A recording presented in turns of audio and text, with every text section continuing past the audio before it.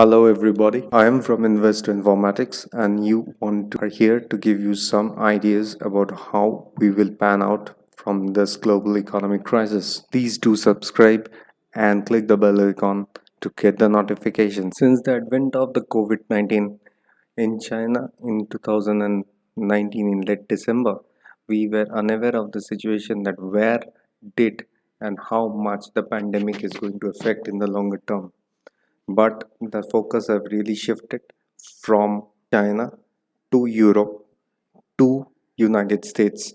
Now, if we look into the global pandemic figure as of now, we are at a staggering figure with the world at a virtual lockdown with almost all developed and developing economies on a standstill. We hardly could even come to a situation where we are not facing any kind of a interim relief as of now. To be very sure, we are living in an interconnected economy where almost entire world is connected with each and other on trade grants. Now let us take it. What are the key takeaways if there is a long-term effect on the global pandemic effect on the economic aspect? Number one, while the economic impact of a pandemic may not be long-lasting, if the underlying cause is contained quickly, it can be powerful enough to shutter some businesses and lead to sharp spikes of unemployment.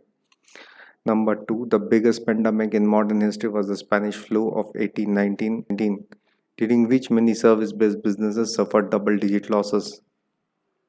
Government interventions such as sending money directly to household, what Indian government have been doing, may have less impact when stores are closed, but people are fearful of even receiving packages at their doors. The advent of pandemic is a good time for workers to shore up their emergency funds and make sure they are prepared for a possible job loss. Now we are really unaware what will be the situation in the job loss sector. If we can really take connected in our specific industry wise verification, we can say that specific industries will bear the brunt of the damage.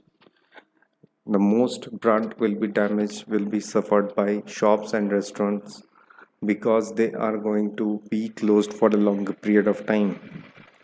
Non-essentials travels will automatically slow down because the world is not the same and will not the same tomorrow when the pandemic ends. Then look forward, if the airlines industry suffers a loss, so does suffers the big aircraft manufacturers, whether it be Boeing or Airbus. We may even see fewer orders slowing down with the services industry. I don't know if Amazon Bank will suffer losses on account of more default payments as the customer base will lose work. We are seeing oil companies plummeting, prices plummeting with the war going on between Saudi Arabia and Russia. We have already seen Brent crude at the lowest levels, maybe in the levels of 2 decades ago. And even with lower demands, with less people traveling, we are looking forward for a huge impact on economic aspects. There is no measure correctly. The fear of unknown is an exhibit in these economic impacts. That means each and every individual with families and substantially stable employment may start to limit purchases in case of financial aftershock.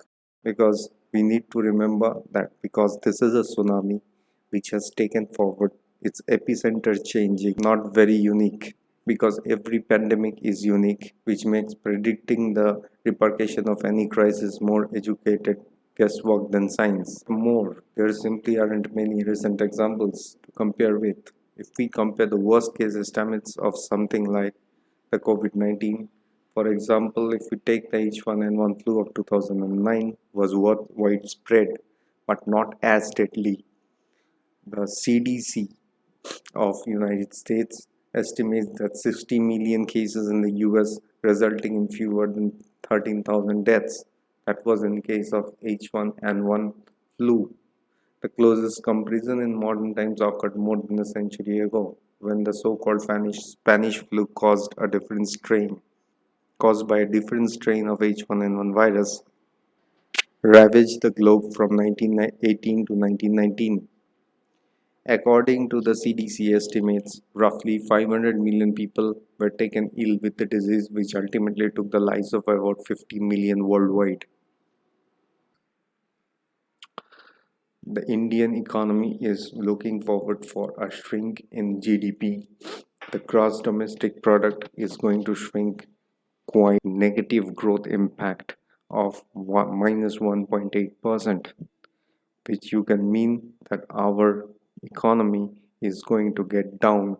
Please do subscribe and click the bell icon to get the notifications.